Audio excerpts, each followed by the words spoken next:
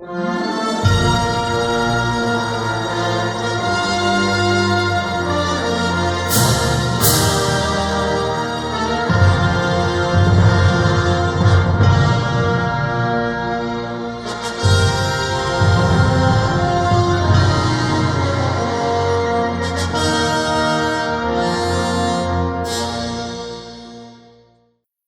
ponemos de rodillas.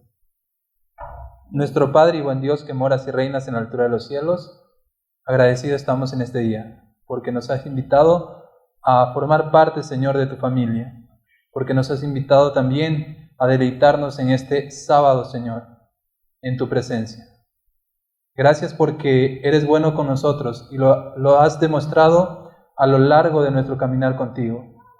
Queremos seguirte pidiendo que nos bendigas con la presencia de tu Espíritu Santo, para que de esta manera podamos entender el mensaje, Señor, en esta mañana, y podamos entender que tenemos una gran misión también, Señor, y una gran responsabilidad ante ti y ante el mundo, Señor. Padre bendito, que también podamos tomar conciencia de que el tiempo está llegando a su fin, y que no nos quedan más que horas, Señor, más que poco tiempo para prepararnos y para preparar un pueblo para tu venida, Señor. Que podamos tomar en serio la misión que Cristo encargó a cada uno de los que tomamos su nombre, Señor, porque es sagrada y solemne para este tiempo. Queremos pedirte también la compañía de tus ángeles en este lugar. Desecha toda presencia, Señor, que no sea agradable a tu presencia, Señor. Bendice también de manera especial los diezmos, las ofrendas que tus hijos han traído. Utilízalas en el avance de la obra, Señor. Utilízalas para que otros encuentren el camino de la vida eterna, a nuestro Señor Jesucristo. Bendícenos y acompáñanos, y al levantarnos, rogamos nuevamente que tu Espíritu Santo descienda sobre cada uno de nosotros. En el nombre de Jesús. Amén. Buenos días, queridos hermanos. Feliz sábado, que la paz de Dios descienda hoy sobre cada uno de ustedes. En este día especial me siento muy feliz de poder nuevamente estar con ustedes y también con una responsabilidad tremenda, porque quien se para acá al frente tiene que ser capaz de decir lo que dice Dios. Y no es fácil porque a lo largo de los tiempos hemos visto que todo el que se para a decir la verdad, ¿qué pasa? ¿Sí, verdad? Ahí tenemos a Juan el Bautista. ¿Qué le pasó a él por decir la verdad? Le cortaron la cabeza. Y puede ser que en este día me toque a mí, pero bueno, ahí vamos a estar, de firmes, siempre diciendo lo que Dios quiere que su pueblo sepa, para que se prepare para los tiempos que se vienen. También agradecerle a Dios también por la bendición de haber tenido esta semana que pasó, una semana muy agradable con la hermana Marta Orozco, que nos visitó desde Washington, Estados Unidos. Estuvo muy lindo todo el tema que nos dio. Prácticamente estuvimos aprendiendo terapias y terapias. No nos dio mucho teoría, pero la práctica nos dio toda la práctica. Y también nos dejó un trabajo tremendo, porque incluso ya nos dejó pacientes que tenemos que seguir haciéndole las terapias, ¿no? Entonces, es una bendición. Y hay una cita bíblica que dice que la obra de médico misionera es el brazo derecho de este mensaje. La hermana nos decía algo muy interesante. Estamos andando solo trabajando con un brazo. ¿Se puede trabajar con un brazo solamente? ¿Al 100% se puede hacer? No, podemos trabajar pero a medias, no al 100%. Por eso es muy importante que apliquemos lo que hemos recibido. Eso fue una bendición y de parte de nuestro Dios, que nos trajo a la hermana desde Estados Unidos. ¿Cuántas horas hay de allá hasta acá? ¿Y cuánto tuvo que hacer ella para llegar hasta acá, no? Pero Dios veía bien que nosotros tuviéramos esa luz, y ahora que la tenemos, ¿qué vamos a hacer? A practicar, porque si no se practica esa luz, ¿qué va a pasar? Se vuelven tinieblas más densas que la luz que hemos recibido. Entonces, eso y ha sido una gran bendición. Ella es una hermana muy espiritual y esperamos tenerla próximamente con nosotros. También de parte de la iglesia de San Juan, a la cual represento, también les traigo sus saludos y sus oraciones, que están orando mucho también por ustedes. Igual les pedimos que oren por nosotros también. ¿Ya? Vamos a entrar de lleno a nuestro tema en esta mañana y vamos a sacar las Biblias. Hoy no va a aparecer nada ahí al frente, así que saquen sus Biblias, saquen un espero, saquen una hojita, una libreta, lo que tengan, para que anoten las citas. ¿Recuerdan los bereanos? ¿Qué decían de los bereanos? ¿Qué se decía de los bereanos? Eran buenos cristianos porque ellos no se quedaban con lo que decía el predicador, sino que ellos anotaban, no sé en qué, se anotaría en ese tiempo, con qué, pero ellos fielmente anotaban y luego iban a verificar si lo que le habían dicho era cierto. Y ese ejemplo debemos seguir nosotros, porque hoy en estos días una de las señales de la venida de Cristo es que se levantarán muchos falsos cristos. Se levantarán muchos falsos cristos y engañarán, si fuese posible, aún a los escogidos. Esperemos que nosotros no seamos engañados, pero no vamos a ser engañados siempre y cuando pongamos en práctica ese hermoso consejo de la iglesia de Berea. Bien, vamos a irnos al libro de Malaquías con nuestro texto clave para esta mañana. Y vamos a hablar un poquito de los tres Elías.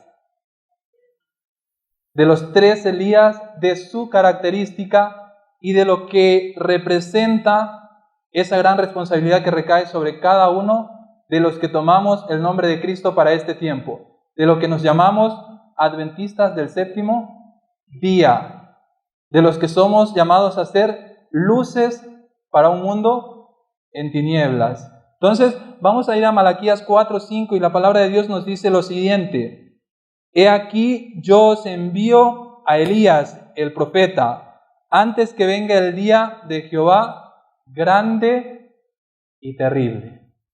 Viene un día para este mundo, un día oscuro, y lo estamos viendo por donde quiera, las pequeñas señales de que ese día está llegando ciertamente, y está llegando más rápido que nunca. ¿Se han dado cuenta? Los días están pasando mucho más rápidos. Mucho más rápido.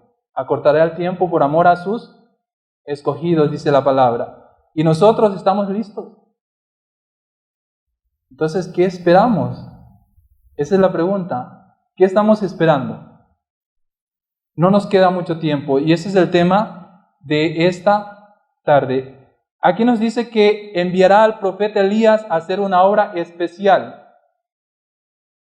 Habían otros dos Elías en tiempo de Jesús. Y vamos a ver primero el primer Elías. Para eso quiero leer lo que dice nuestra hermana, la profetisa del Señor. ¿Cuántos creen que ella es la profetisa? La hermana Helen White. Amén, ¿verdad? En Profetas y Reyes, en la página 87, párrafo 1, nos dice lo siguiente: Entre las montañas de Galaad, al oriente del Jordán, moraba en los días de Acab un hombre de fe y oración, cuyo ministerio intrépido estaba destinado a detener la rápida atención de la apostasía en Israel. Alejado de toda ciudad de renombre y sin ocupar un puesto elevado en la vida, Elías el Tisbita inició, sin embargo, su misión, confiando en el propósito que Dios tenía de preparar el camino delante de él y darle abundante éxito. La palabra de fe y de poder estaba en sus labios y consagraba toda su vida a la obra de la reforma. No tengamos miedo a esta palabra. Reforma. Somos llamados a ser reformadores. No tengamos miedo a esa palabra porque hay muchos adventistas que cuando escuchan reforma ya se están cambiando a otro grupo. No es así. Dios nos pide un cambio, un reavivamiento y una reforma. Sigue diciendo acá, la suya era la voz de quien clama en el desierto, para reprender el pecado y rechazar la marea del mal. Y aunque se presentó al pueblo para reprender el pecado, su mensaje ofrecía el bálsamo de Galaad y las almas enfermas de pecado que deseaban ser sanadas. O sea, su mensaje era fuerte, pero con misericordia y amor. Cuando usted reprende a su hijo, ¿por qué lo hace? Porque lo quiere ver mal, porque lo detesta tanto. No, cuando usted coge a su hijo para reprenderlo, es para que él cambie, para que no se haga daño. Leíamos en el Deseo de todas las gentes cómo trataba Jesús a los niños y veíamos que no hay que tratarlos con dureza. Hay que decirles las verdades, sí, pero hay que hacerlo con amor. Y aquí una de las características que sobresale del profeta Elías es que era un hombre de fe y de ¿qué más? De fe y de oración. Aquí dice, entre los montes de Galaad, al oriente del Jordán, moraba en los días de Acab un hombre de fe y oración. Primera característica del Elías de antaño. Era un hombre de mucha fe. Y la Biblia nos dice que sin fe es imposible agradar a Dios. También nos dice que el justo por la fe vivirá en estos últimos tiempos. Entonces tenemos que tener fe como la de este hombre. Tenemos que hacer también mucha oración, porque lo que nos espera no va a ser fácil. Y solo aquel que esté cogido por medio de la fe de nuestro Señor Jesucristo y ore en todo tiempo, es el que vencerá. Vamos a ver otra característica del Elías tisbita. Vamos a ver lo que nos dice. Profetas y Reyes, en la página 125, párrafo 1, nos dice lo siguiente. El Señor respondió a Elías que los que obraban mal en Israel no quedarían sin castigo. Iban a ser escogidos especialmente hombres que cumplieran el propósito divino de castigar el reino idólatra. Debía realizarse una obra severa para que todos tuviesen oportunidad de colocarse de parte del Dios verdadero. Porque a mí me llama la atención siempre que hay una palabra que aparece siempre, verdadero. ¿Hay un Dios falso? Sí, hay un Dios falso que se camufla tan bien que parece que fuera el Dios de la Biblia, el Dios de Israel, pero no es así. Y tenemos que aprender a diferenciar y a saber escuchar la voz del verdadero Dios, porque en este tiempo ese Dios falso va a hablar tan bonito que va a engañar, si fuese posible, aún a los escogidos. Tengamos mucho cuidado. Miren lo que sigue diciendo acá. Elías mismo debía regresar a Israel y compartir con otros la carga de producir una reforma. Debía irse de Israel, abandonarnos. No, debía quedarse y trabajar ahí para lograr que ese pueblo se reformara. Vamos a otro texto que nos da acá, en el mismo libro, Profetas y Reyes, 190, párrafo 1, nos dice: la reforma iniciada por Elías y continuada por Eliseo había inducido a muchos a inquirir acerca del Señor. Se estaban abandonando los altares a Baal y lenta pero seguramente el propósito de Dios se estaba cumpliendo en la vida de aquellos que decidían servirle de todo corazón. ¿Qué la otra característica de Elías? Primero, hombre de fe y oración. Segunda característica, consagrado a una obra de reforma. No tengamos miedo, vuelvo y repito, que nos llamen reformadores. La Biblia dice que somos llamados reparadores de portillos. Otra palabra, otro sinónimo que podría encajar perfectamente sería reformador, ¿verdad? Lutero, un reformador. Y todos los que nos dejaron nuestro legado eran hombres dedicados a qué? A la hora de reformar la iglesia de Dios, hacerla volver por las sendas antiguas. Nosotros también tenemos esto. Van dos características. Tercera característica del Elías de ese tiempo. Vámonos al libro de Primera de Reyes 18:18. Primera de Reyes 18:18.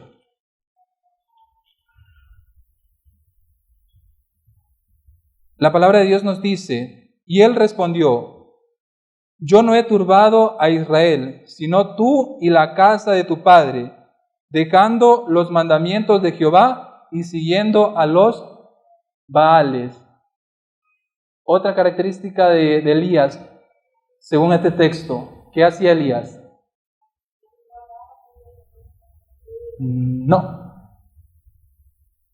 Reprendía severamente el pecado. Lo llamaba por su nombre. No importaba quién fuera. No importaba contra quién tuviera que enfrentarse. Él tenía que reprender el pecado. Muchas veces nosotros tenemos miedo de reprender el pecado. Porque el hermanito me va a ver mal o porque la hermanita no. Con amor, pero dígale la verdad. Porque si no va a pasar lo que dice Ezequiel. Esa sangre va a caer sobre mi cabeza y Dios va a pedir cuenta de esa alma a mí. Pero ¿qué pasa si yo le digo la verdad? Aunque duela, ¿la verdad es dura o no es dura? La verdad es dura. ¿A quién le gusta que le digan verdades? A nadie le gusta que nos digan nuestras verdades, ¿verdad? Pero las verdades ayudan a que nosotros podamos cambiar, a que podamos ser mejores seres humanos, mejores personas. Y en este caso, mejores hijos de Dios. Mejores hijos de Dios. Sigue diciendo acá un texto del Espíritu de Profecía. Dice, de pies y consciente de su inocencia delante de Acab, Elías no intentaba disculparse ni halagar al rey. Muy importante esta característica. No hay que halagar, hay que decir la verdad. No importa si estemos frente al presidente de los Estados Unidos o del mundo entero. Hay que decir la verdad. Miren lo que dice acá. Tampoco procuraba eludir la ira del rey, dándole la buena noticia de que la sequía casi terminó. No tiene por qué disculparse. Lleno de indignación y del ardiente anhelo de ver honrar a Dios, devuelve a Acab su imputación, declarando intrépidamente al rey que son sus pecados y los de sus padres lo que atrajo sobre Israel esta terrible calamidad. Yo no he alborotado, dijo, al pueblo, eres tú y tu casa los que han levantado la ira de Dios. Por tu culpa está pasando lo que está sucediendo. Esto nos dice Profetas y Reyes en la página 102, el párrafo 4. Por tu culpa está pasando que el mundo también se está perdiendo. Por tu culpa y por mi culpa. Por la indolencia del pueblo de Dios. Porque nos creemos que tenemos la verdad, pero también tenemos una misión. Nos hemos olvidado de eso muy importante. Todo el que nace en el reino de Dios es llamado a ser ¿qué cosa? Un misionero. ¿Cuántos aquí estamos siendo misioneros? Nos hemos olvidado. Hemos puesto énfasis en una parte del mensaje que está muy bien. Pero recuerden, usted puede caminar solo con un pie. Necesita los dos. Entonces, si tenemos lo uno, también apliquemos lo otro. Y Dios va a hacer que eso sea una bendición. Tenemos una obra y poco tiempo para hacerla. Cuarta característica. Hizo una pregunta muy interesante aquí Elías. Y eso está, yo por tiempo no voy a buscarles acá en mi Biblia, pero anoten, eso está en Primera de Reyes 18:21. Y nos dice acá, y acercándose Elías al pueblo, dijo, ¿hasta cuándo claudicaréis vosotros entre dos pensamientos. Si Jehová es Dios, seguidle.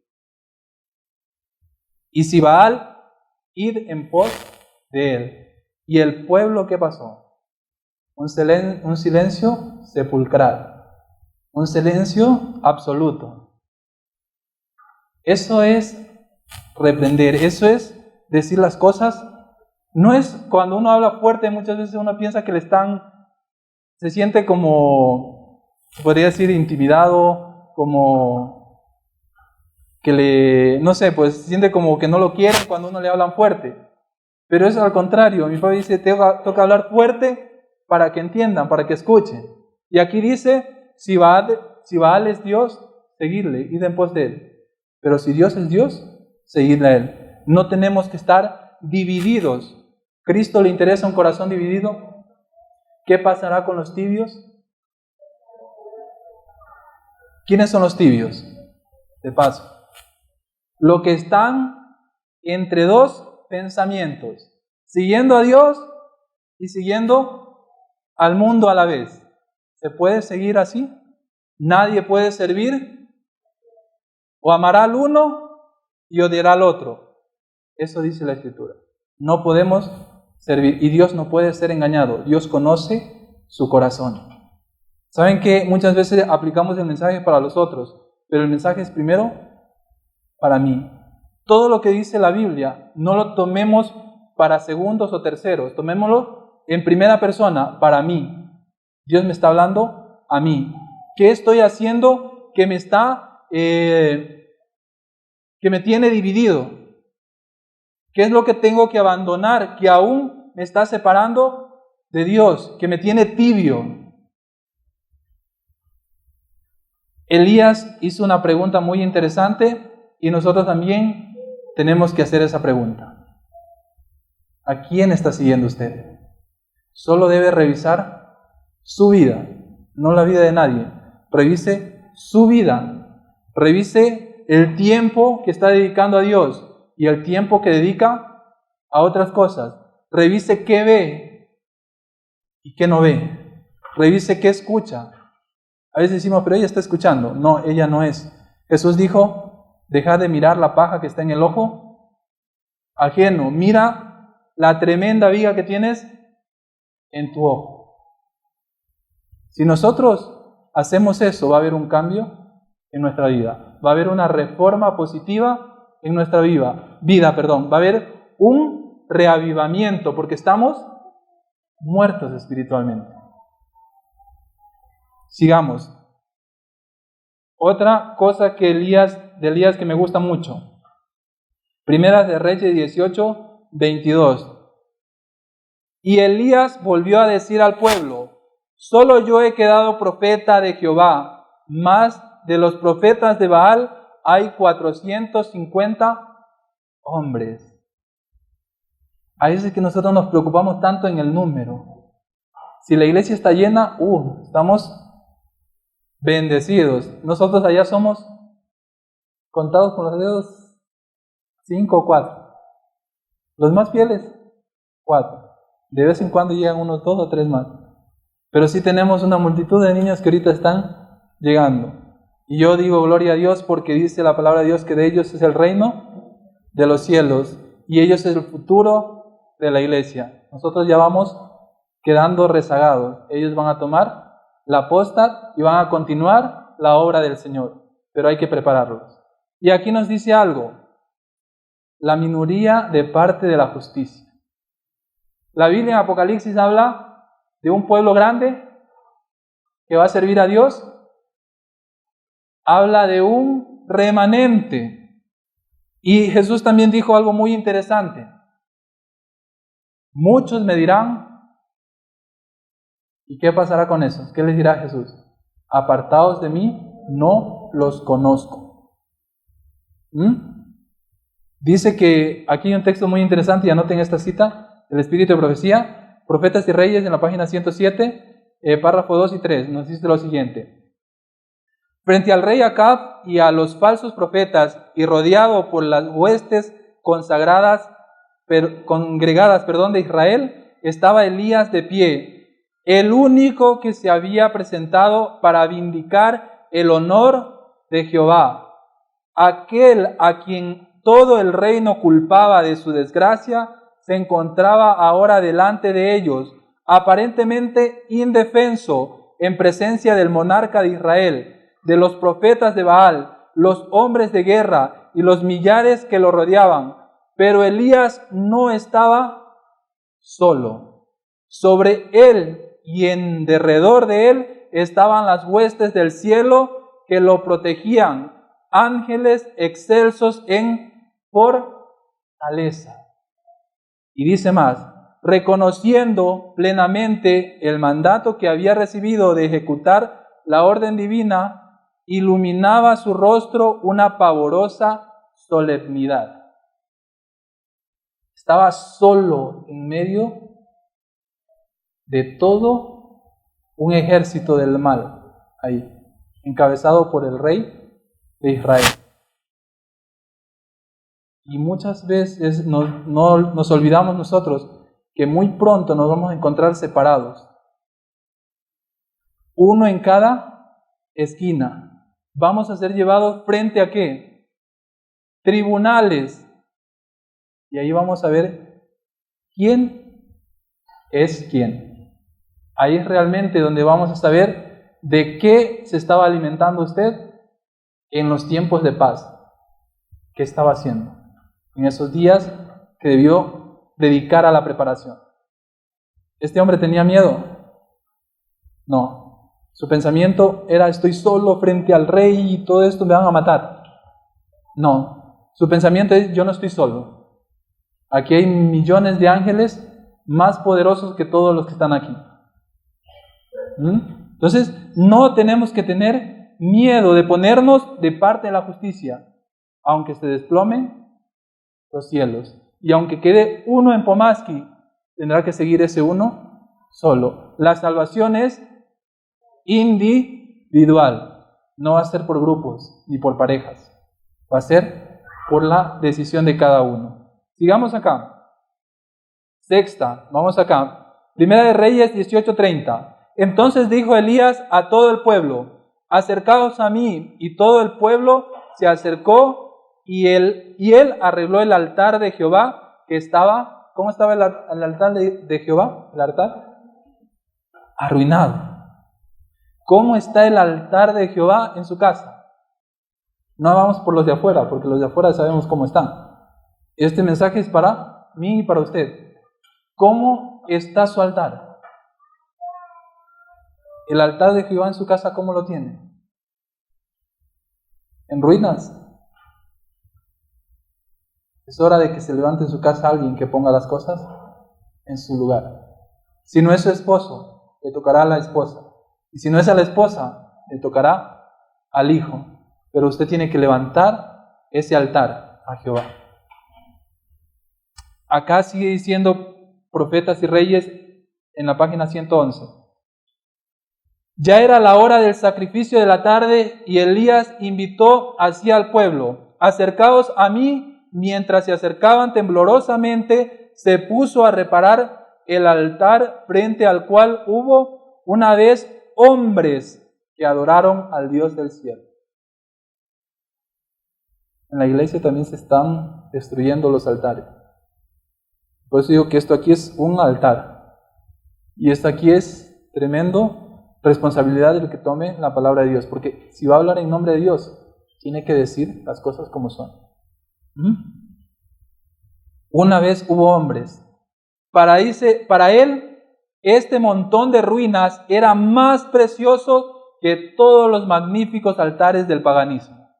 Era un altar en ruinas, pero él era el tesoro más precioso. Podemos estar frente a una iglesia muy linda, adornada, pero si no está espiritualmente, este no sirve de nada. Pero podemos estar en la iglesia más sencillita de todas, donde haya 4 que sirvan a Dios, y ahí está Dios. Y esa iglesita humilde, esa iglesita es el tesoro más grande en este mundo. Debería ser. Miren lo que dice acá. En la reconstrucción del viejo altar, Elías reveló su respeto por el pacto que el Señor había hecho con Israel cuando cruzó el Jordán para entrar en la tierra prometida. Escogiendo Elías 12 piedras conforme al número de ¿qué? De las tribus de Jacob, edificó con las piedras un altar en el nombre de Jehová. 12 piedras. Interesante. Vamos a seguir más acá. Entonces nos toca reparar el altar que está en ruinas. Y eso debe constituir un celo. ¿Recuerdan cuando Cristo entró al templo de él? ¿Cómo estaba el altar de Dios ahí en ese templo? Estaba siendo objeto de mercado, un mercado, se había convertido en un mercado. Estaba siendo un objeto de donde iban a comerciar ladrones y todo, había de todo ahí. Animales. ¿Y qué hizo él? El celo por tu casa me consume, y lo sacó de ahí y dijo, esta es la casa de Dios, y aquí donde se viene a ver y hacer son las cosas que Dios quiere que se hagan. No tenemos que tener miedo. Hay una diferencia entre ira e indignación. Jesús sintió indignación por ver cómo tenían la casa del Señor. Siéntase así usted también, porque usted también es llamado a reparar el altar. Está derribado en su casa y en este mundo. Vamos a otra. La reforma en la indumentaria y la alimentación. ¿Cómo era Elías? ¿Cómo se vestía Elías, el tisbita? Primera de Reyes 17:6. Vamos a ver primero su alimentación. Su alimentación, ¿cómo era? Miren, la alimentación de Elías fue progresiva. Vamos a Primera de Reyes 17:6. Y los cuervos le traían pan y carne por la mañana, y pan y carne por la tarde, y bebía del arroyo. ¿Podemos comer carne? Felices. No podemos comer carne. Este tiempo ya pasó. Este tiempo ya quedó atrás. Si leemos el Espíritu de Profecía, Consejos sobre el régimen alimenticio, leemos Ministerio de Curación, Medical Ministry, ahí vemos que la carne ya no debe ser consumida. Ni siquiera los animales limpios que dice Levíticos 11. Porque esos animales limpios ya no están tan limpios. ¿O no? Miren el mar, cuánto mercurio tiene. ¿Y de dónde salen los grandes salamis o salmones o atunes? ¿De dónde salen? Estamos tomando veneno. Y hay un mandamiento que dice, no matarás. Nos estamos matando y no nos estamos dando cuenta. Primero fue carne. Y hubo un tiempo en que se podía comer carne porque nuestro Señor Jesucristo comió o no comió. Sí, hubo un tiempo. Hasta yo comí. Y no voy a hacerme el santo que no comí carne. Comí. Pero ya no es tiempo de comer. ¿Recuerdan el día de expiación? ¿Qué mandaba Dios hacer? Ayuno. Y la hermana Elena dice que el ayuno que Dios mandaba hacer era abstenerse de todo lo que es carnes, de todo lo que es esas cosas. Más adelante lo vamos a leer. Miren que la alimentación de él fue progresiva, porque luego de comer carne, dice Primera de Reyes 17:13. Estamos leyendo primero lo que comía carne, ¿en qué versículo? ¿Y en qué versículo? Sí, en el versículo 6. Y en el 13 del mismo capítulo nos dice lo siguiente. Elías le dijo, no tengas temor, ve, haz como has dicho, pero hazme a mí primero de ello una pequeña torta cocida debajo de ceniza y tráemela y después harás para ti y para tu hijo. ¿Comió carne Elías? ¿Comió carne? Sí comió carne. Sí comió carne. Pero luego cambió o no cambió. Cambió. ¿Por qué? Porque ya no era hora de comer. Eso, tenía que prepararse para poder ser lleno del poder del Espíritu Santo, para poder tener una mente más clara, para poder recibir mejor los mensajes que Dios tenía para impartirle a él y luego él al pueblo. Sigue diciendo, en 1 Reyes 19, 6-8 también nos dice lo siguiente. Entonces él miró, y he aquí a su cabecera una torta cocida sobre las ascuas y una vasija de agua, y comió y bebió y volvió a dormirse. Y volviendo el ángel de Jehová la segunda vez lo tocó diciendo, levántate y come, porque largo camino te resta. Se levantó pues y comió y bebió y fortalecido con aquella comida, caminó 40 días y 40 noches hasta Horeb, el monte de Dios. Entonces, yo me pongo a ver la alimentación que tenía antes y la alimentación que tengo ahora. Y es muy diferente los resultados. Antes pasaba más tiempo con tos y con gripe. Y uno dice, es deficiencia de vitamina C. Puede ser. O puede ser que algo que está comiendo esté ocasionando que sus pulmones se llenen de flema por lo que está comiendo.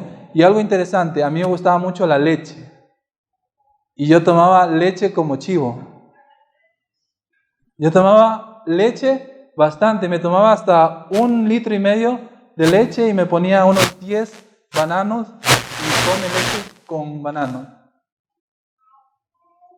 Y interesante lo que dice la hermana, que la leche produce flema en los pulmones.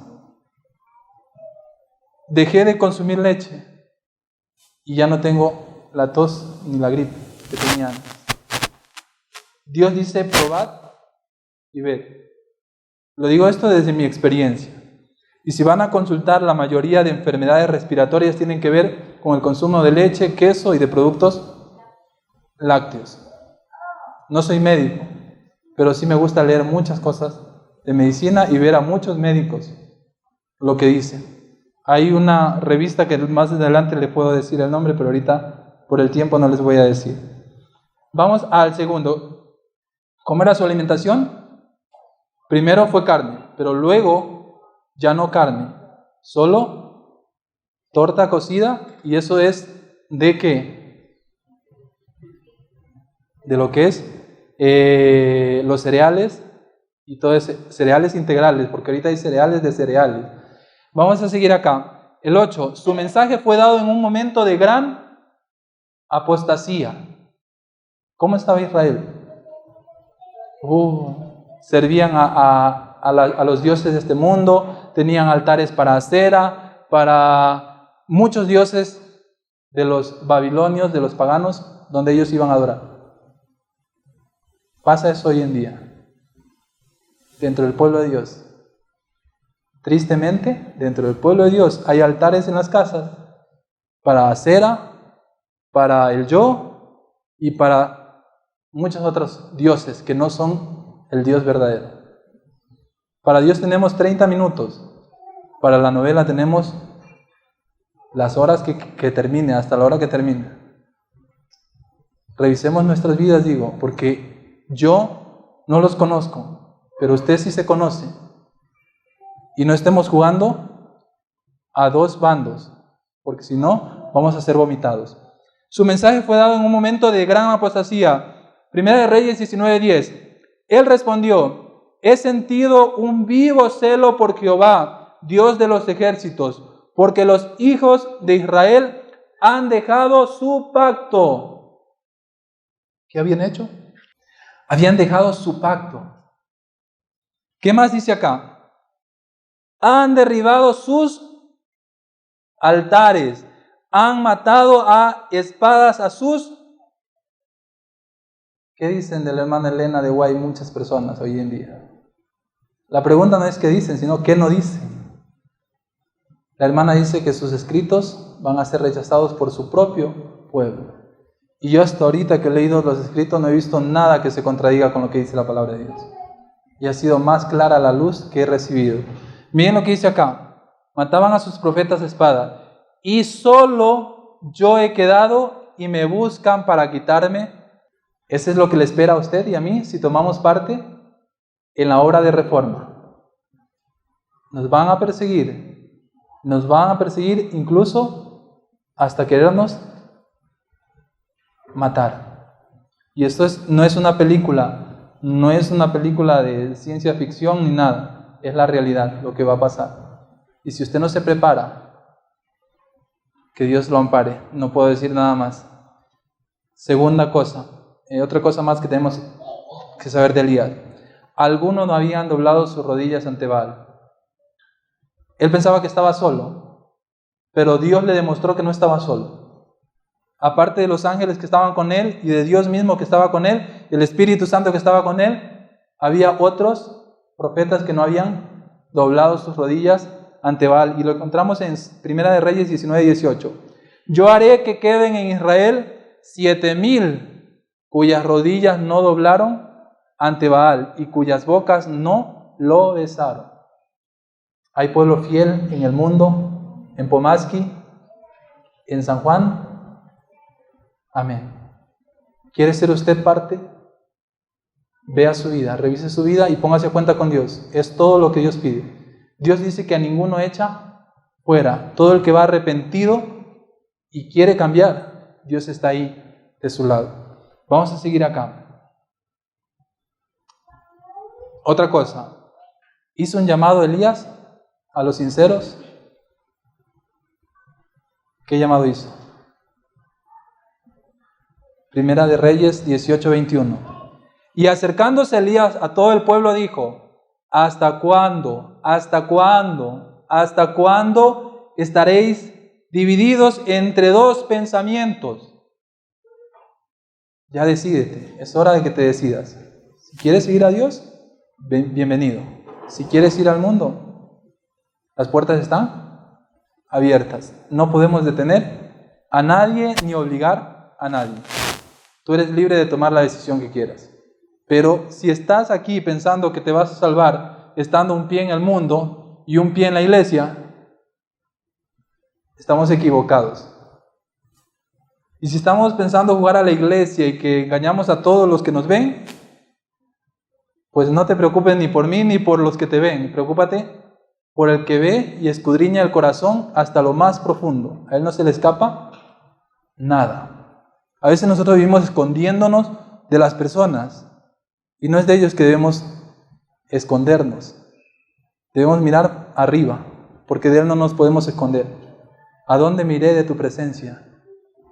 ¿Y a dónde iré de tu Santo Espíritu? Si estuviera en el hueco más profundo y oscuro, tú me ves ahí como si fuera de día, dice la palabra de Dios. Tú conoces mi pensamiento y sabes lo que voy a decir antes de que lo diga. Tiene contado nuestros... Eso es impresionante, el poder de Dios. ¿Podemos escaparnos de él? No podemos escaparnos de él. Rápidamente vamos al segundo Elías. Ese fue el primer Elías. El segundo Elías, ¿cuál era? Juan el Bautista. Lucas 1, 17 al 16. Él irá delante de él con el espíritu y el poder de Elías. ¿De cuál Elías está hablando aquí? ¿Con cuál espíritu y poder de Elías? Del primer Elías. Vamos a ver. Para hacer volver los corazones de los padres a los hijos y de los rebeldes a la prudencia de los justos, para preparar al Señor un pueblo. ¿Para qué cosa? Preparar al Señor un pueblo bien dispuesto.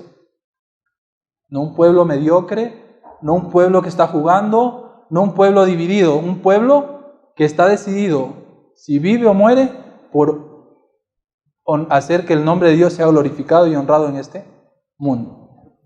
Dice acá, sigue diciendo, me quedé, y hará que muchos de los hijos de Israel se conviertan al Señor, Dios de ellos. ¿Quién era Israel? Muchos de los hijos de Israel, se supone que si eran el pueblo de él, es porque estaban convertidos. Pero parece que no estaban convertidos, sino convencidos. Hay una diferencia entre convertirse y convencerse. Puedo estar claro en que es así y esta es la verdad y tenemos la verdad, pero si no la vivo, ¿servirá de algo? Es como tener aquí el remedio para el cáncer y no tomármelo. Solo sé que es el remedio indicado, sé que me va a curar el cáncer, pero ahí lo dejo, porque no me gusta el sabor. No queremos buscar a Dios. Dice que nosotros no queremos ir a la luz para que nuestros errores no sean revelados. Tenemos que ir a la luz, porque si nuestros errores no son revelados antes de que Cristo salga del lugar santísimo y diga, consumado es, nos quedaremos tal como estamos. El que es justo, será justo. Y el que es injusto y vivió una doble vida, seguirá viviendo la doble vida y ya no habrá remedio. Mateo también nos dice, Mateo 17, 12 al 13 nos dice, sin embargo os digo que Elías ya vino y no lo reconocieron. Antes hicieron con él todo lo que quisieron. Así también el Hijo del Hombre padecerá de ellos. Entonces los discípulos entendieron de que le hablaba de quién. El segundo Elías era Juan el Bautista. Y vamos a ver que tiene mucha similitud con el primer Elías. No tiene mucha, sino es exactamente igual al primer Elías. Vamos a ver su mensaje en un momento de gran apostasía. Deseado de todas las gentes, página 75, párrafo 2 nos dice, en el tiempo de Juan el Bautista, imperaba ¿qué cosa?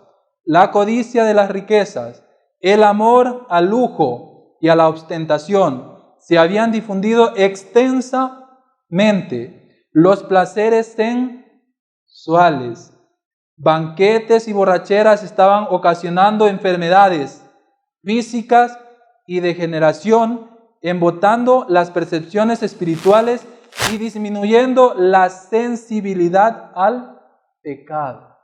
Escuche bien que la alimentación disminuye la sensibilidad al pecado, ya no es tan malo. Cuando yo me alimento de productos de origen animal, y no es que la alimentación nos salve, porque el reino de Dios no es comida ni bebida, pero tiene mucho que ver en mi espiritualidad, ¿o no?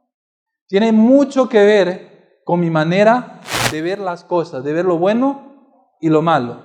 Satanás, dice una cita de la hermana Elena, que ha hecho tanta variedad de alimentos supuestamente buenos, entre comillas, porque en la televisión, si ustedes ven la televisión, ahí pasa, yogur Tony, con lactobacillus GG, que te ayuda para la digestión y ni sé cuánto, ni sé cuánto. Esas son propagandas ¿de quién? De Satanás. Satanás se mete en nuestras casas por la televisión. Miren lo que dice acá. Entonces, ¿qué había en ese tiempo?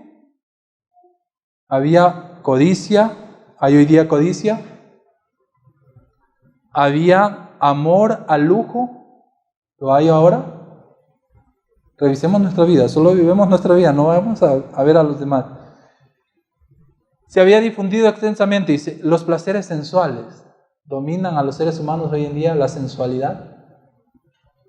Solo vea cómo se visten nomás. Las borracheras. Se va por la calle y encuentra. Yo vivo en un pueblo pequeñito, pero yo ahí toda la gente, da pena ver los borrachitos. Y no solo podemos estar borrachos de licor, sino borrachos espiritualmente. Y eso es lo peor, ser borrachos espirituales. ¿Qué más dice? Degeneración, dice, ¿hay degeneración por causa de esto? Sí hay. Y esto hace que nuestra percepción de lo bueno y lo malo disminuya. Bueno, un mensaje en un momento de gran necesidad, el que le tocó predicar a Juan el Bautista, lo mismo que a Elías y a Juan el Bautista les tocó predicar un mensaje en un tiempo crítico, en un tiempo crucial. Ese mismo mensaje es para nosotros hoy en día. Un llamado a hacer una reforma, ¿también llamó a hacer una reforma Juan el Bautista? Sí, deseado de todas las gentes, página 75, párrafo 2 nos dice, Juan debía destacarse como reformador. Por su vida abstemia. ¿Qué es abstemia? Abstenerse. La temperancia es abstenerse de todo lo malo y usar con sabiduría lo bueno. Miren, dice, por su vida abstemia, su ropaje sencillo debía reprobar los excesos de su tiempo. Tal fue el motivo de las indicaciones dadas a los padres de Juan. una lección de temperancia dada por un ángel del trono celestial. ¿Quién vino a decirle a los padres de Juan el Bautista lo que debían comer para que ese niño fuera lleno del Espíritu Santo desde su vientre? Un ángel fue enviado. Y creo que fue el mismo ángel, si no estoy mal, el mismo ángel que anunció a María que estaba embarazada. Le dijo, esto debes comer, no le darás nada de esto, solo debe comer esto, esto y esto. Y era carne, carne, carne. No había nada de carne por ningún lado. Ahí dice langostas. Yo me puse ahí, ¿será la langosta que se come en los grandes restaurantes? ¿La que sacan del mar? No era eso. Era como, no sé específicamente cómo era, pero era una planta. Algarrobo, ese era. Yo lo conocí en Tunía cuando fui para allá, porque no conocía lo que era algarrobo. Entonces, fue una lección dada por un ángel. Queremos que el ángel venga y nos diga. Yo creo que si viene el ángel y nos dice, aún así no le creeríamos. Un ángel es un mensajero también. Y hay muchos ángeles que han venido a decir cuál es la alimentación que Dios quiere. Pero no le hemos hecho caso. Vamos acá. Decía toda la gente, 79, párrafo 1. El mensaje que Dios le había dado para que lo proclamase estaba destinado a despertarlos de su letargo y a hacerlos temblar por su gran maldad. ¿Escucharon? ¿Era un mensaje suave? ¿Agradable? No, tenía que sacudirlos. Cuando alguien está profundamente dormido y usted quiere que despierte, está. Despierta. Usted lo coge, lo toma en sus brazos y lo sacude, o si no, 2, ¿verdad? Para que reaccione. Si usted no le da duro, no va a despertarse. Y lo mismo dice acá, el mensaje de él debía ser fuerte, para que el pueblo entendiese que estamos en peligro.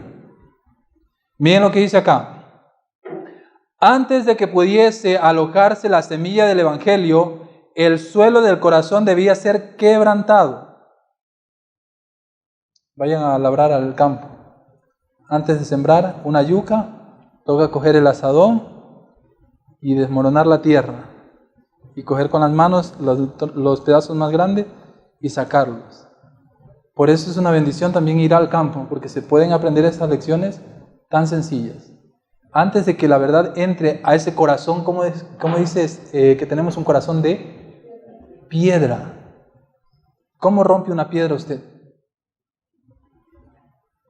Tiene que tirarla duro, tirarla contra otra piedra y ahí se rompe. Antes de que nosotros podamos ser llenos de estas verdades y el Evangelio, la semilla del Evangelio caiga en nuestro corazón y dé fruto, tiene que ser quebrado ese corazón de piedra. ¿Y en dónde tiene que ser quebrado?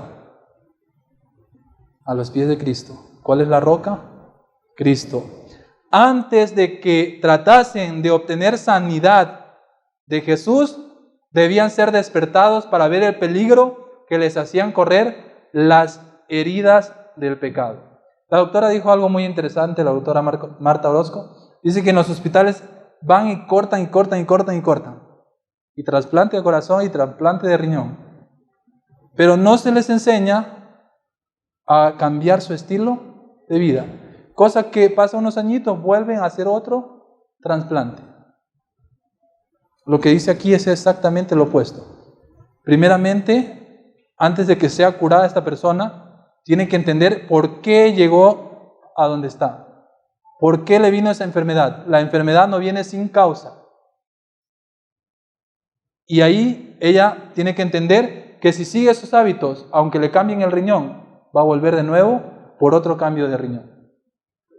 Y lo mismo aquí, si nosotros no somos quebrantados, vamos a seguir viviendo a medias en el mundo. Una reprensión severa, Lucas 3:7.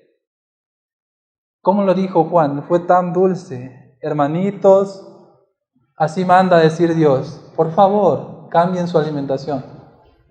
Viene Jesús, por favor, prepárense. Así lo dijo Juan. No es lo que yo estoy leyendo, o no es lo que yo leo en Lucas 3:7. Lucas 3:7 dice, oh generación de víboras. ¿Qué tal si yo le digo, hermanos de Pomaski, generación de víboras?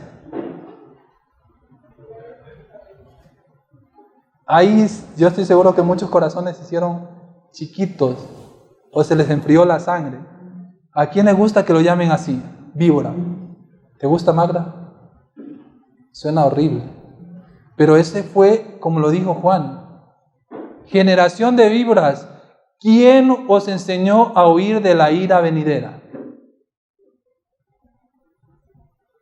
Yo reprendo y castigo a los que amo. Sé celoso y arrepiéntete. Con el espíritu y el poder de Elías denunciaba la corrupción nacional y reprendía los pecados prevalecientes. Sus palabras eran claras. ¿Cómo eran sus palabras? No, hermanito, es que si usted va y poquito y no sé qué y ni sé cuándo. No, claro, debe abandonar la carne ya, porque si no va a abandonar el pueblo de Dios. Eso dice un escrito de la hermana Elena White. Todos los que comen carne tarde o temprano se separarán del pueblo de Dios, para nunca más andar con ellos o volver, en otras palabras. Es tremendo, pero si nosotros estamos con Cristo, eso va a ser fácil cambiar. A mí, gracias. Sí, venid a mí, dijo Cristo. Con nuestras fuerzas, sin mí nada podéis hacer. No podemos hacer nada sin Cristo. Con Cristo tenemos fuerza para abandonar todo, todo. Miren lo que sigue diciendo acá. Muchos creían que era uno de los profetas que había resucitado de los muertos. Toda la nación se conmovió. Decía de todas las gentes, página 80. Juan declaró a los maestros de Israel que su orgullo, egoísmo, crueldad, demostraban que eran una generación de... ¿Cómo se le llama a Satanás? La serpiente antigua. ¿La serpiente es una víbora? ¿También es un sinónimo de víbora? Sí. Entonces, ¿qué nos está queriendo decir aquí? Si yo le cambio víbora y le pongo aquí, demostraban, dice, que eran una generación de satánicos, se podría decir. De hijos del diablo. Y hay unas partes que dice que todo el que no sigue a Dios y obedece su palabra y guarda lo que está ahí, es un hijo de ¿quién? Del diablo. Y aquí dice más, dice acá, ¿dónde me quedé? Ya me perdí. Dice lo que dice la palabra de Dios acá, generación de víboras, una maldición mortal para el pueblo, más bien que los hijos de los justos y obedientes. Abraham, en vista de la luz que había recibido de Dios, eran, dice, peores que los paganos a los cuales se creían tan superiores. Mire muy bien, no se crea... Bueno, hay un pastor que me gusta ver y es pastor Oscar Sande, también dice unas grandes verdades. Nosotros creemos que estamos bien y por eso no necesitamos nada. Apocalipsis presenta a la iglesia de la Odisea como una iglesia que se ve, yo estoy bien, yo no necesito de nada. Y si no necesita de nada, ¿va a buscar algo? No le hace falta, ¿para qué lo va a buscar? Tenemos que vernos como realmente somos. Malos. No hay ninguno bueno, dice la Biblia.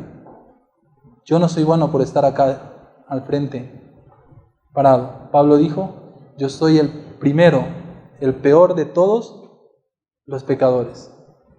Y es así como usted y yo debemos vernos, para sentir la necesidad de Cristo. Vamos a ver un poquito más, su alimentación, rápidamente, para ir a la parte final.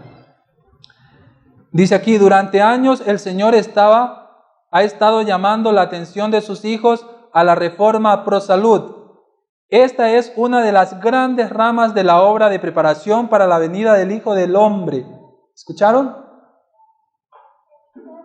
Reforma pro salud. Y es una de las grandes obras que va a preparar a un pueblo para mantenerse firme y decir, he aquí nuestro Dios. Le hemos esperado y nos iremos con Él. Miren lo que sigue diciendo acá. Juan el Bautista salió con el espíritu y el poder de Elías para preparar el camino del Señor y para hacer volver el pueblo a la sabiduría de los justos. Él fue un representante de los que viven ¿en qué tiempo? En estos últimos días. En estos últimos días, a quienes Dios ha confiado verdades sagradas para presentar delante del pueblo con el propósito de preparar el camino para la segunda aparición de nuestro Señor Jesucristo.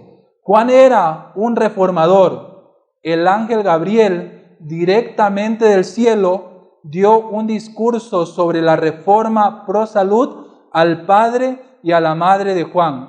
Dijo que no debía beber vino ni ninguna bebida fuerte y que debía ser lleno del Espíritu Santo desde su nacimiento. El Espíritu Santo no entra en una casa sucia.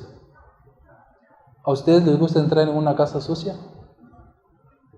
Donde esté ahí todos los platos de la semana que pasó, la ropa por acá, la cama allá, los zapatos encima del tele, como se ve en muchas casas.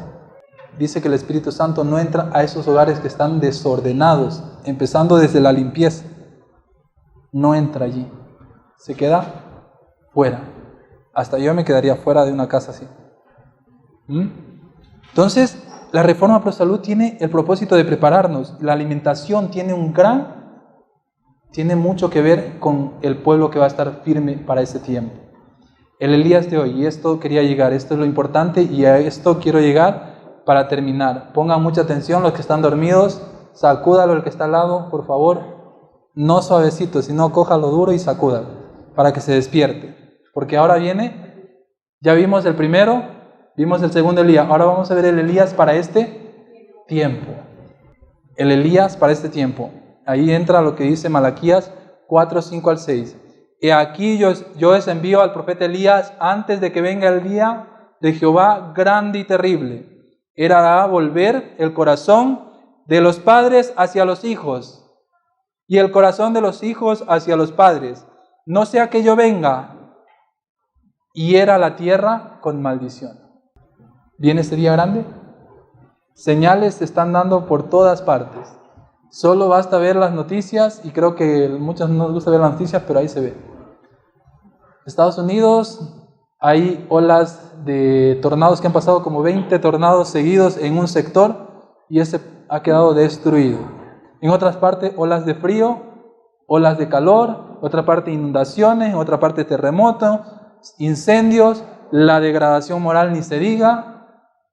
Solo vea las noticias y compárelo con lo que dice Mateo 24 y el libro Señales de los tiempos o eventos de los últimos días y vea cómo está el mundo.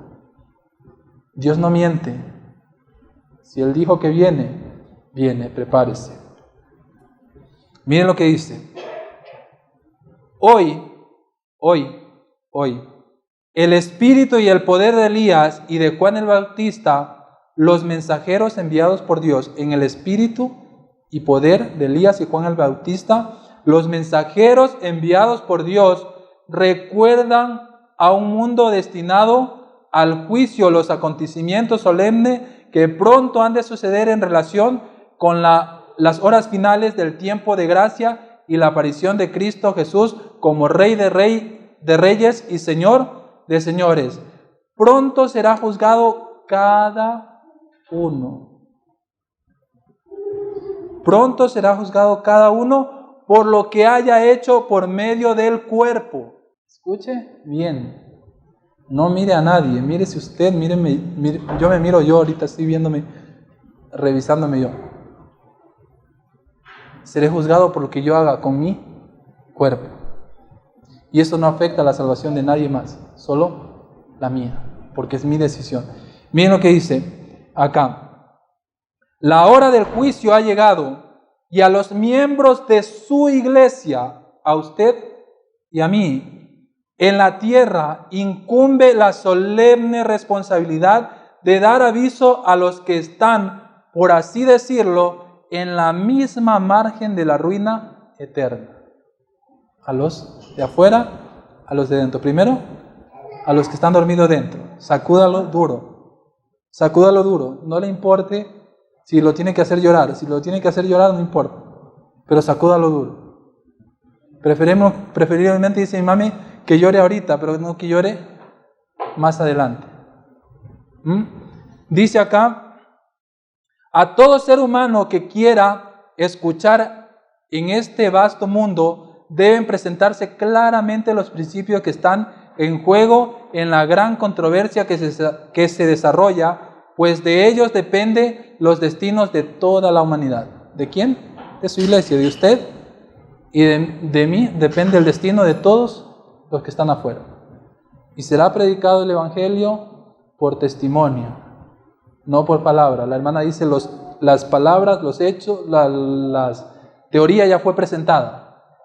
Ahora el pueblo sabe toda la teoría. Ahora lo que le falta al pueblo es vivir la teoría, porque no la está viviendo. La estamos viviendo a medias, ¿o no? A medias. Y a medias significa tibio. Y el tibio será vomitado. Esto nos dice Profetas y Reyes, página 528. Vamos a seguir. Tal como Elías son hombres de fe y oración, los de este tiempo, el tercer Elías, usted y yo, ¿qué son? Hombres de fe y oración. Miren lo que dice acá. Así también será proclamado el mensaje del tercer ángel. Cuando llegue el tiempo de hacerlo con el mayor poder, el Señor orará por conducto de humildes instrumentos, dirigiendo el espíritu de los que se consagran a su servicio. Y el camino a Cristo dice, conságrate a Dios cada mañana. Haz de esto tu primer trabajo. Sea tu oración, tómame, Señor, como enteramente tuyo. Pongo mis planes en tus manos para que se haga tu voluntad. Y si estoy haciendo algo malo, que pueda escuchar la voz del Espíritu Santo. Lo estoy traduciendo en mi propio entendimiento. Que pueda escuchar esa voz y apartarme de ese camino. Miren lo que sigue diciendo. Los obreros serán calificados más bien por la unción de su espíritu que por la educación e instrucción de enseñanza. Yo no pasé tanto por la universidad, me quedé hasta cuarto. Pero no importa la preparación. Recuerden, 12 discípulos. ¿De dónde eran? Del vulgo. No sabían leer, escribir, no sabían ni hablar. Pero ¿quién habló por ellos? El Espíritu Santo. Hombres sencillos como usted y yo. No importa si no sabe leer. Porque he visto muchos testimonios de personas que no saben leer, pero dice, léeme aquí. Y le explica. Dios pone los medios, siempre y cuando el siervo se consagre a Él y diga, Señor, heme aquí. Haz en mí según tu palabra. Miren lo que dice acá. Los resultados funestos y espantosos de la imposición de las observancias de la Iglesia por la autoridad civil, las invasiones del espiritismo, los progresos secretos pero rápidos del poder papal, todo será desenmascarado. Estas solemnes amonestaciones conmoverán al pueblo. Miles y miles de personas que nunca habrían oído palabras semejantes, las escucharán. Y tenemos miedo a hablar del papado. Cuidado que tenemos miedo a hablar del papado. Si tenemos miedo, no somos siervos de Cristo. Recuerden, Elías en medio de todo, la hueste satánica se podría decir. Miles y miles, esto ya leí, oirán, dice, el testimonio de que Babilonia, la iglesia romano-católica, Babilonia, es la iglesia que cayó por sus errores y por sus pecados, porque rechazó la verdad que le fue enviada del cielo. Cuando el pueblo acuda a sus antiguos conductores espirituales a preguntarles con ansia, ¿son esas cosas así? Los católicos van a ir a los sacerdotes y los de las iglesias, de las hijas de la ramera, también van a ir a sus pastores y le van a decir, ¿es cierto lo que está diciendo esa iglesia? ¿Es así? ¿Qué vamos a responder? ¿Qué irán a responder ellos? Vamos a ver lo que nos sigue diciendo acá. Los ministros aducirán fábulas. ¿Qué es fábula? Un cuento agradable, pero simplemente es un cuento. ¿Qué más dice? Profetizarán cosas agradables para calmar los temores y tranquilizar las conciencias despertadas. Pero como muchas personas no se contentan con las meras razones de los hombres y exigen un positivo, así dice Jehová, los ministros populares, como los fariseos de antaño, airándose al ver que se pone en duda su autoridad, denunciarán el mensaje como si viniese de Satanás e inducirá a las multitudes dadas al pecado a que injurien y persigan a los que lo proclaman. ¿Qué pasó con Juan el Bautista cuando dijo lo que estaba haciendo el faraón? ¿Qué se levantó? Bueno, quien sea en ese tiempo, la autoridad de ese tiempo. ¿Ya? ¿Qué pasó con él? ¿Qué se levantaron? Chismes, y luego esos chismes les costó la cabeza. Eso le espera a usted, Juan el Bautista moderno de este tiempo, a usted y a mí, Elías de este tiempo. Las cabezas van a estar en juego. ¿Cuántos quieren dar su vida por Cristo? Es lo más precioso. Cristo dijo, el que esté en mí, aunque esté muerto, vivirá. Así que no tengamos miedo a la muerte. Hay un dicho mundano que decía antes, no hay remedio para todo menos. Ahora lo cambiamos nosotros a nuestro dicho como debe ser. Hay remedio para todo, incluso para la muerte. Y el remedio para la muerte es Cristo Jesús en el corazón. Los que llevan el último mensaje de misericordia al mundo deben sentir que es su deber.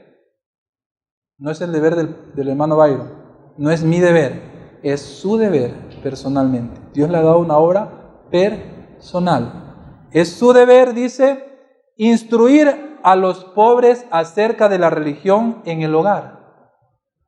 Dije antes, levantar los altares en los hogares. Hablábamos antes por qué hay hijos que se van de la casa y hacen esto y matan y asesinan. Y la respuesta es porque Dios ha salido de la casa. Hemos sacado el altar de Dios de la casa y hemos puesto el altar del Dios de este mundo dentro. Y por eso hay hogares disfuncionales, hay matrimonios acabados, hay hijos en drogas, hay hijas embarazadas, porque Dios no está en el hogar. Y aquí dice que como pueblo que espera la segunda venida de Cristo, la misión, levantar los hogares levantar el altar en cada hogar de este mundo. ¿Qué más dice acá? El gran movimiento de reforma debe principiar presentando a los padres, las madres y a los hijos los principios de la ley de Jehová. Joya de los Testimonios, tomo 2, página 406. ¿Dónde empieza la escuela? Empiece en su hogar entonces. Empiece ya porque el tiempo corre. Cualquiera que sea su profesión de fe, solo los que son esclavos del mundo en sus corazones obrarán por políticas más bien que por principio en asuntos religiosos. ¿Escuchará? Debemos escoger lo justo porque es justo, no porque el presidente me venga y me diga así debe ser. ¿Qué dice Dios? Así dice Jehová. Y usted puede decir lo que quiera, pero así dice Dios. ¿Ya? Aquí dice, debemos escoger lo justo porque es justo y dejar a Dios las consecuencias. El mundo debe a sus grandes reformas a hombres de principios. El mundo debe sus grandes reformas ¿a qué? A hombres que tenían principios, que tenían fe y arrojo, no tenían miedo. Ustedes saben, conocen los reformadores todo. ¿Tenían miedo alguno de ellos? Ni a la hoguera. Cuando iban a la hoguera, ¿cómo iban? Cantando. Las chicas cuando iban a morir por Cristo, ¿cómo se vestían? De luto. Voy a morir. Así iban. Iban contentas conversando la una a la otra. Qué privilegio es morir por Cristo. No merezco este honor, pero gracias. Eso es lo que usted y yo debemos sentir. ¿Qué más dice? El mundo debe, ya leí esto, esos son los hombres capaces de llevar adelante la obra de reforma para nuestra época. Conflicto de los siglos 503. Esos son los hombres que Dios quiere. No quiere cobardes. No quiere hombres sin principios. No quiere hombres que se vendan al mejor postor. Porque recuerden que muchos se venderán y nos entregarán. Incluso los hermanos que puede ser que sean nuestros mejores amigos de ahorita, en ese tiempo se van a convertir en nuestros peores enemigos. ¿Por qué pasará esto? Porque no se prepararon. Clamarán como Elías, Ezequiel 9:4. Ya estamos terminando, por favor no se me duerman. Ezequiel 9:4. Y le dijo Jehová: pasa por en medio de la ciudad, por en medio de Jerusalén, y ponles una señal en su frente a los hombres que gimen y claman a causa de todas las abominaciones que se hace en medio de ellas. Es más fácil salir corriendo cuando vemos algo malo, ¿o no? Pero es de valientes quedarse ahí para pelear. Acá nos dice Joya de los Testimonios, tomo 2, páginas 64 y 65, nos dice: la orden es: pasa por en medio de la ciudad, por en medio de Jerusalén, por en medio de Pomasqui, y pon una señal en la frente a los hogares que gimen y claman a causa de todas las abominaciones que se hacen en medio de ella, en los hogares. Estos que suspiran y lloran han estado ofreciendo las palabras de vida, han reprendido, dice, el pecado, han aconsejado y suplicado. Usted y yo queremos ser uno de esos. Aquí está lo que debemos hacer. Levantemos el altar en nuestra casa, ¿recuerdan cuando la última plaga iba a pasar por Egipto antes de que saliera? La sangre de Cristo en el dindel de la puerta. Y con eso el ángel sabía que esa casa estaba consagrada a Dios y no podía tocar a nadie que estuviera dentro de sus puertas, porque si estaban fuera de sus puertas, si estuviera en el escalón ahí subidito, cerquita de la entrada, moría. Y así fuera del mismo pueblo. Su reprensión es severa, igual que la de Juan el Bautista. Para nosotros la reprensión que debemos dar es severa. Y escuche lo que dice acá, Profetas y Reyes 103. Hoy también es necesario que se eleve una represión severa, porque graves pecados han separado al pueblo de su Dios. Al pueblo de su Dios. La incredulidad se está poniendo de moda aceleradamente en la iglesia. Millares declaran: no queremos que este reine sobre nosotros. Las suaves sermones que se predican con tanta frecuencia no hacen impresión duradera. La trompeta no deja oír un sonido certero. Los corazones de los hombres no son conmovidos por las claras y agudas verdades de la palabra de Dios. Son muchos los cristianos profesos que dirán: si expresasen sus sentimientos verdaderos, ¿qué necesidad hay de hablar con tanta claridad? ¿Escucharon? Hay muchos cristianos sinceros que dirán esto. O sea, si ella es buena, ¿qué necesidad hay que hablarle del sábado? ¿Qué necesidad hay de hablarle de la marca de la bestia? ¿Qué necesidad hay de hablarle de las verdades para este tiempo? De no comer carne. ¿Qué necesidad hay de decirle eso? Lo importante es que ella venga y que sea buena con todo el mundo. ¿Eso será? ¿Hay muchos buenos afuera? ¿Se van a salvar? No. Nadie se salva por obras. La salvación es por fe. ¿La fe en quién? En Cristo Jesús. Acá dice: podrían preguntar también. Verán, preguntan: ¿qué necesidad hay de hablar con claridad con estas personas que tienen sentimientos buenos? Deberían preguntar también: ¿qué necesidad tenía Juan el Bautista de decir a los fariseos: oh generación de víboras, ¿quién os enseñó a huir de la ira que vendrá? ¿Qué necesidad había de decirle a los fariseos si eran altos líderes religiosos, supuestamente piadosos y buenos? Pero hubo que decirles. También se da la orden: clama a voz en cuello, no te detengas, eleva tu voz como trompeta. Declara a mi pueblo su transgresión y a la casa de Jacob sus pecados. Los que deben ser reconvenidos a causa de sus transgresiones no son los que constituyen el mundo impío, sino aquellos a quienes el Señor designa como mi pueblo. Conflicto de los siglos. Es a usted. El juicio empieza por la casa de Dios, y si la casa no está preparada, es a usted. Primero se termina el tiempo de gracia, ¿para quiénes? Para el pueblo adventista del séptimo día, para los que conocieron las verdades esenciales. Desde 1844 para acá se acabará el tiempo de gracia para los adventistas del séptimo día. Y luego empezará un segundo tiempo de gracia, un periodo extra donde se va a proclamar el último mensaje y la oportunidad del mundo de escucharlo o rechazarlo. Eso es todo. Entonces, ¿quién debe prepararse ahora? No digo que no debemos ir a predicar, ojo, sino que escudriñe su vida. Usted no puede ir a predicar con el poder que tenía Jesús si su vida no está de acuerdo a la palabra de Dios. No recibirá ese poder, porque la Biblia dice, recibiréis poder cuando venga el Espíritu Santo, y el Espíritu Santo no puede venir hasta que usted no se ponga a cuentas con Dios. Eso pasó en el Pentecostés.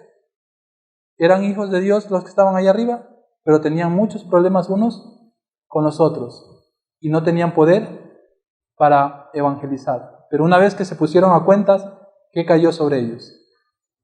El Espíritu Santo, y hablaban con un poder que la gente se quedaba, y este no es el campesino que vino de allá de San Juan a predicarle.